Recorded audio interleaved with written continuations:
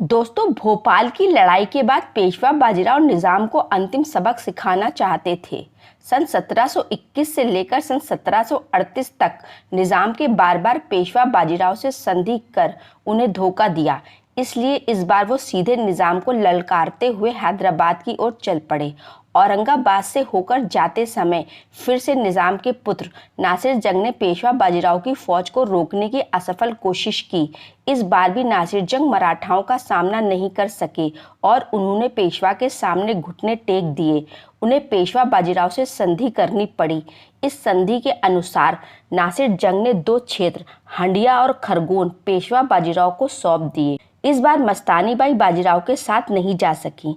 इस बात का फायदा उठाते हुए बाजीराव के पुत्र नाना साहेब ने पुणे में मस्तानी बाई को उनके खुद के ही महल में नजरबंद कर दिया।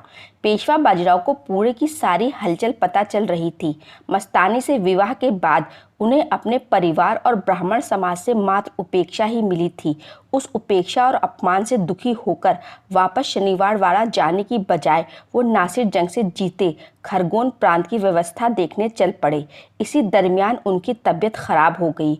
उनकी देखरेख करने के लिए ना तो काशीबाई उनके साथ थी और ना ही मस्तानी बाई।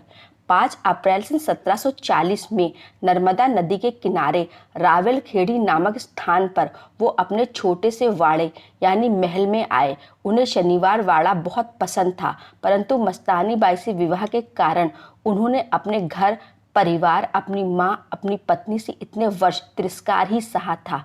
इसलिए वापस पुणे जाने के बजाय वो रावलखेड़ी में ही रुक गए। दिन प्रतिदिन उनकी तबीयत बिगड़ती गई। मन में कहीं मस्तानी के साथ हो रहे अन्याय का घाव भी था। वो चाह कर भी तत्कालीन ब्राह्मण समाज का विरोध नहीं कर सके। मस्तानी बाई को उसका अधिकार दिलवाना चाहते थे। मस्तानी बाई ने पेशवा को अपनी जान से ज़्यादा प्यार किया।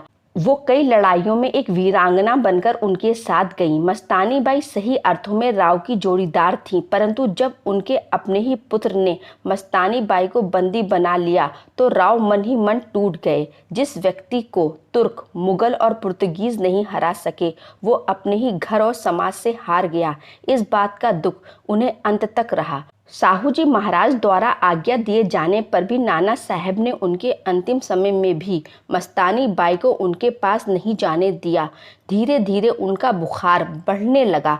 कोई भी दवा या जड़ी बूटी उनके बुखार को कम नहीं कर सकी। धीरे धीरे बुखार उनके मस्तिष्क पर चढ़ने लगा और आखिर में 28 अप्रैल सन 1740 में वो साहसी, पराक्रमी, वीर और अनोखा योद्धा अनंत में विलीन हो गया। ये वीडियो यहीं पर समाप्त होती है। अगली वीडियो में फिर मिलेंगे। तब तक के लिए अलविदा दोस्तों।